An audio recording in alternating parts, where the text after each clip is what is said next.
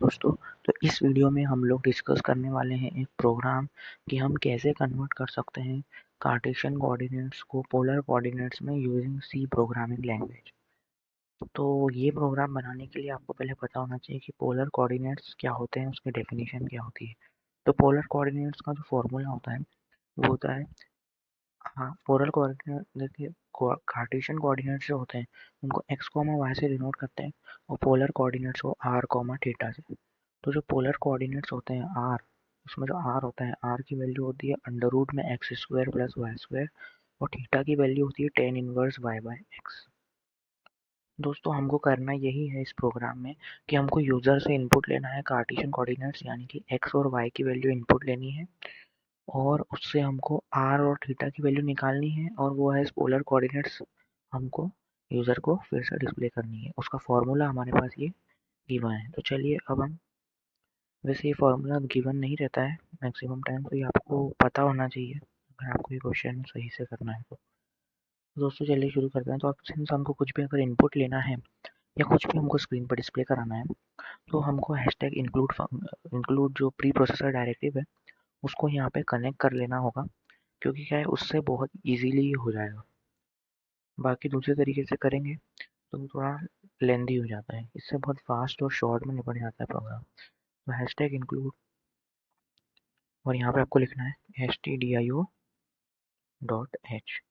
ये जब आप लिखेंगे hashtag include stdio dot H, तो इसके बाद आप जो है प्रोग्राम में printf फंक्शन और scanf फंक्शन का यूज़ कर सकते हैं, जो कि इनबिल्ट फंक्शन है stdio डॉट एच लाइब्रेरी के।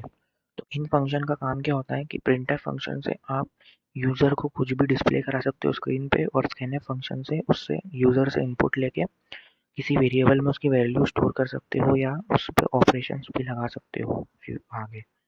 तो ये तो इसलिए था, इसलिए हमने इसको हैशटैग इंक्लूड stdio.h करा। पर हमको क्या है कि यहाँ पे जैसे हम आर की वैल्यू जब हम कैलकुलेट करेंगे इस प्रोग्राम में तो हमको स्क्वायर रूट करना पड़ेगा, यानी कि अंडर रूट में लेना पड़ेगा X square plus Y square. तो अब सवाल ये उठता है कि आप अंडर रूट कैसे करोगे, यानी कि X square plus Y square की होल पावर 1/2 करनी होगी। तो वो अब इसमें करने में क्या है कि एक्चुअली एक्सपोनेंशियल ऑपरेटर सी में काम नहीं करता, यानी कि आप एक्सपोनेंशियल ऑपरेटर यहाँ पे यूज़ नहीं कर सकते जिससे कि आप पावर पावर करते थे। तो या तो फिर आप P O W function use करें, लेकिन वो थोड़ा डिफिकल्ट चला जाएगा। तो हम सिंपली यहाँ पे हम क्या करेंगे, मैथ डॉट एच जो लाइब्रेरी है उसका स्क्वायर रूट फंक्शन SQRT जो होता है हम उसका यूज़ करेंगे। तो उसके लिए हम जैसे हमने ये वाला इंक्लूड किया ना stdio डॉट एच, वैसे हम इंक्लूड मैथ डॉट एच भी यहाँ पे करेंगे। Hashtag include math dot H. दोस्तों अब हमने ये इंक्लूड कर लिया है, यानी कि अब हम इसमें मैथ डॉट एच लाइब्रेरी के फंक्शंस को इस प्रोग्राम में यूज़ कर सकते हैं। तो एक्चुअली था क्या कि stdio डॉट एच जो था वो तो इसलिए था कि printf और scanf फंक्शन का यूज़ कर सकें हम और इनपुट आउटपुट ले सकें। मैथ डॉट एच हमने इसलिए लिया था कि आर को स्क्वायर रूट करना था, फॉर्मूला लगाना था। सिमिलरली हमको यहाँ पे टेन इनवर्स भी चाहिए होगा। टेन इनवर्स का डायरेक्ट ऐसा कुछ अवेलेबल तो है नहीं। टेन इनवर्स का फॉर्मूला आप इसमें कीबोर्ड से तो टाइप नहीं कर सकते आप टेन इनवर्स। तो आपको यहाँ पे एक इनबिल्ट फंक्शन यूज़ करना पड़ेगा मैथ डॉट एच लाइब्रेरी का। तो अब हम मेन प्रोग्राम की तरफ बढ़ते हैं। तो हम यहाँ पे बनाते हैं मेन फंक्शन एक इंट मेन, और यहाँ पे कर्ली ब्रैकेट्स में हमको लिखना होगा, यहाँ पे इंडेंट देके लिख देते हैं। यहाँ पे अब हमको वेरिएबल्स डिफाइन करने होंगे। कार्टेशियन कोऑर्डिनेट्स हम लेंगे एक्स और वाई यूजर से, तो वो हमको प्री डिफाइन करना पड़ेगा, क्योंकि क्या है एक्स और वाई आप इनपुट लोगे तो उसको किन्हीं दो वेरिएबल में स्टोर भी तो करना पड़ेगा, उस पर कुछ ऑपरेशन लगाने हैं तो वो हम एक्स और वाई मान लेते हैं। तो हम इंटीजर फॉर्म में नहीं लेंगे, हम उसको फ्लोट फॉर्म में लेंगे कि पॉइंट में वैल्यू डाली जा सकती है। तो फ्लोट एक्स कॉमा वाई हमने डिफाइन कर दिया कि एक्स और वाई की वैल्यू कैसी होगी, फ्लोट में होगी। देन पोलर कोऑर्डिनेट जिसकी आप निकाल रहे हो वो भी आपको प्री डिफाइन करना पड़ेगा, तभी आप उनका यूज़ कर सकते हो सी के अंदर। आर कॉमा थेटा नाम से ही कर देते हैं, थेटा कर देते हैं। तो एक्स कॉमा वाई और आर कॉमा थेटा ये हमने डिफाइन कर दिए। तो ये डिफाइन हो गए। अब इसके बाद आपको लेना है यूज़र से, यूज़र को आपको डिस्प्ले करना है कि आपको इनपुट चाहिए। तो हम printf फंक्शन का यूज़ करेंगे और यहाँ पे जो कोड्स में लिखेंगे ये सीधा सीधा यूज़र को डिस्प्ले होगा। तो यहाँ पे हम लिखेंगे प्लीज एंटर कार्टेशियन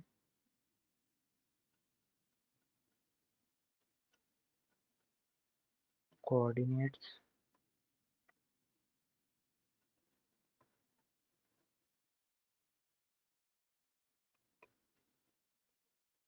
ठीक है। तो प्लीज एंटर कार्टेशियन कोऑर्डिनेट्स हम यहाँ पे ये डिस्प्ले कराएंगे स्क्रीन पे। और इसके बाद हम ये जो दो वैल्यूज यहाँ पे यूज़र एंटर करेगा एक्स और वाई की, उसको हम दो वेरिएबल्स एक्स और वाई जो हमने यहाँ पे डिफाइन किए उसमें स्टोर कराएंगे। तो यहाँ पे स्कैनफ फंक्शन का यूज़ करेंगे हम। तो स्कैनफ, और इसमें हमको फॉर्मेट टाइप भी बताना पड़ता है। क्या है कि इसमें आपको जिस वेरिएबल में आप वैल्यू स्टोर कर रहे हो ना, उसका टाइप क्या है, वो फ्लोटिंग पॉइंट है कि इंटीजर टाइप का है कि कैरेक्टर टाइप का है, वो आपको स्कैनफ में स्पेसिफाई करना पड़ता है। तो यहाँ पे हम लिखेंगे %d, ओह सॉरी %f लिखेंगे, क्योंकि फ्लोटिंग पॉइंट है तो %f। अगर इंटीजर टाइप दिया होता है यहाँ पे तो %d लिखते हैं, या कैरेक्टर टाइप होता तो %c लिखते हैं। %f is for float. Then आपको किस में स्टोर करनी है वैल्यू, एक्स में स्टोर करनी है। तो यहाँ पे आपको लिखना पड़ेगा एंड एक्स, ठीक है। अब हम क्या करते हैं कि एक्चुअली हमको जो है यहाँ पे दो स्कैनफ देने पड़ेंगे। अगर हम अलग अलग लिखेंगे तो हम क्या करते हैं एक ही में दो को कंबाइन कर देते हैं, तो प्रोग्राम और शॉर्ट में इसी में हो जाएगा। तो यहाँ पे आपने एक एक्स के लिए %f लिखा था, अब दूसरा हम यहाँ पे वाई को भी, यहाँ पे दो वैल्यू डालेगा ना यूजर, दो में अलग अलग स्कैनफ देके एक्स और वाई देने से अच्छा है हम एक ही में कर दें। तो %f कर दिया एक और यहाँ पे आप कॉमा लगा के लिख दीजिए एंड वाई। तो एक्स की वैल्यू एक्स में आ जाएगी, वाई की वैल्यू वाई में आ जाएगी। तो ये आपको इनपुट तो मिल गया एक्स और वाई का। अब आपको सिंपली क्या करना है, यहाँ पे आपने आर और थीटा डिफाइन किया है, तो आर का आपको यहाँ पे जो फॉर्मूला बनी है कमेंटेड फॉर्म में यहाँ पे लिखा है, ये एग्जीक्यूट नहीं होगा। तो जो ऊपर की दो लाइनें यहाँ पे एग्जीक्यूट नहीं होगी।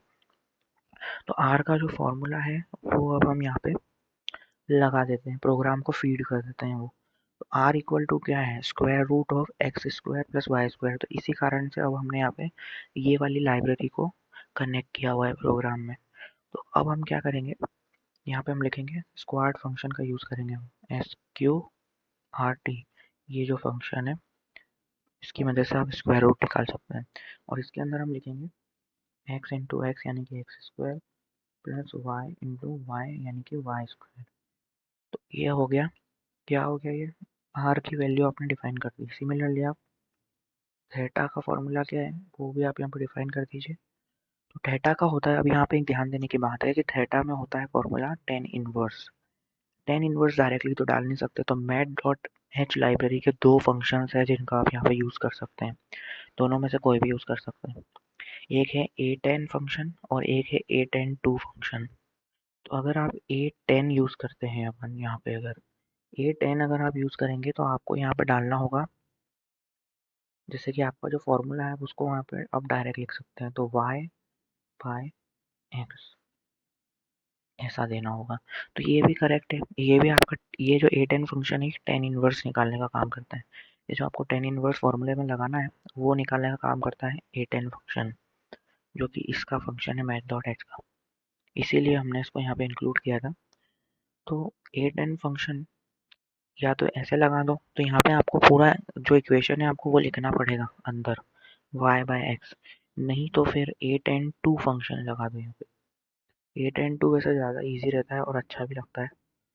8 and 2, लेकिन आप यहाँ पे आप ये डिवाइड ऑपरेटर आपको हटाना पड़ेगा, क्योंकि इसमें इनबिल्ट डिवाइड ऑपरेटर मतलब इसके फंक्शन के डेफिनेशन में पहले से डला हुआ रहता है। तो इसमें आपको y कॉमा एक्स डालना पड़ेगा। तो अब ये क्या करेगा, y कॉमा एक्स डालने का मतलब ये है कि y की वैल्यू को x की वैल्यू से डिवाइड कर देगा ये फंक्शन, और उसका टेन इनवर्स निकाल देगा, यानी कि ये जो आपकी पूरी वैल्यू है वही। जबकि वहाँ पे आपको y बाय एक्स पूरा लिखना पड़ता। यहाँ पे तो चलो y बाय एक्स ही था तो a10 में आपको पूर रहा था, लेकिन अगर कोई और बड़ी इक्वेशन होती तो वो पूरी टाइप करनी पड़ती। यहाँ पे आप सीधे दो वेरिएबल में था तो a10 2 यूज़ कर सकते हैं। सिमिलरली इसके अलग फॉर्म्स भी होते हैं अलग अलग इक्वेशंस के लिए। तो A10 2 यूज़ कर लो, नहीं तो A10 भी आप यूज़ करेंगे तो सेम आंसर आएगा। बस वहाँ पे आपको डिवाइड का ऑपरेटर लगाना पड़ेगा, यहाँ पे आपको कॉमा लगाना है। तो यहाँ पे थीटा की वैल्यू भी हमने डिफाइन कर दी। अब आर और थीटा दोनों हमारे पास आ जाएंगे आर और थीटा के अंदर, ठीक है, दोनों की वैल्यू। तो अब हमको इसको यूजर को पोलर कोऑर्डिनेट्स के फॉर्म में देना है वापसी आउटपुट, तो वही हमारा वहीं पे प्रोग्राम खत्म होगा। तो उसके लिए अब हमको करना है प्रिंट एफ से हम आउटपुट डिस्प्ले करेंगे कोड्स में जो लिखा है। तो अब हम यहाँ पे लिखेंगे द पोलर कोऑर्डिनेट्स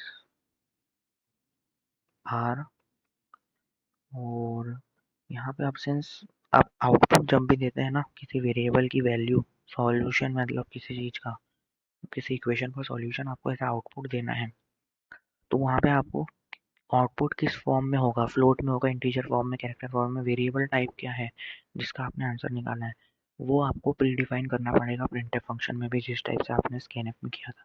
तो सब कुछ अगर हम यहाँ पे फ्लोट में चला रहे थे अभी तक, तो यहाँ पे भी हम लिखेंगे %f फ्लोट में, ठीक है। ठीक है, तो अब हम दो वैल्यूज यहाँ पे दे रहे हैं, तो %f अब यहाँ पे थोड़ा सा और क्लियर कर देते हैं हम, द पोलर कोऑर्डिनेट्स आर, ठीक है। तो हम इसको थोड़ा सा और अच्छा दिखने के लिए हम इसको नेक्स्ट लाइन में कर देते हैं,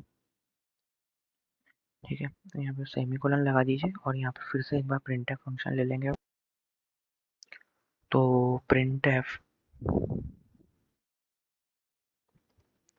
कोड्स में हम यहाँ पे लिखेंगे आर इक्वल टू, और वेरिएबल टाइप स्पेसिफाई कर देंगे %f, क्योंकि ये फ्लोटिंग पॉइंट टाइप है, और यहाँ पे लिख देंगे कॉमा लगा के आर, और लगा देंगे सेमीकोलन।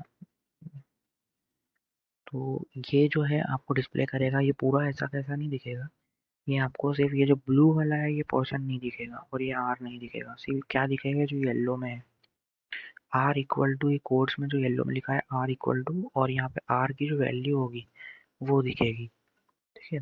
सिमिलरली आपको लिख देना है प्रिंट एफ, और प्रिंट एफ में आपको कोड्स में लिखना है थीटा इक्वल टू, और %f उसका टाइप स्पेसिफाई कर देना है, फिर कॉमा लगा के लिख दीजिए थीटा, सेमीकोलन लगा दीजिए, देन आपको लिखना है रिटर्न 0, और इसके बाद आपको कर देना है कर्ली ब्रैकेट को आपको क्लोज कर देना है, तो ये फंक्शन की बॉडी कंप्लीट हो जाएगी। तो देखिए यहाँ पे हमने सिंपली करा क्या था, एक बार मैं फिर से बता देता हूँ कि हमने 4 वेरिएबल डिफाइन किए x, y, r और थीटा। हमने x और y में यूजर से इनपुट ले लिया कार्टेशियन कोऑर्डिनेट्स, और उससे ये जो फॉर्मूले थे उनकी मदद से हमने r और थीटा कैलकुलेट किए। अब हमको पोलर कोऑर्डिनेट्स दिखाने हैं, तो हमने r और थीटा को पोलर कोऑर्डिनेट्स के रूप में यहाँ पे डिस्प्ले करवा दिया।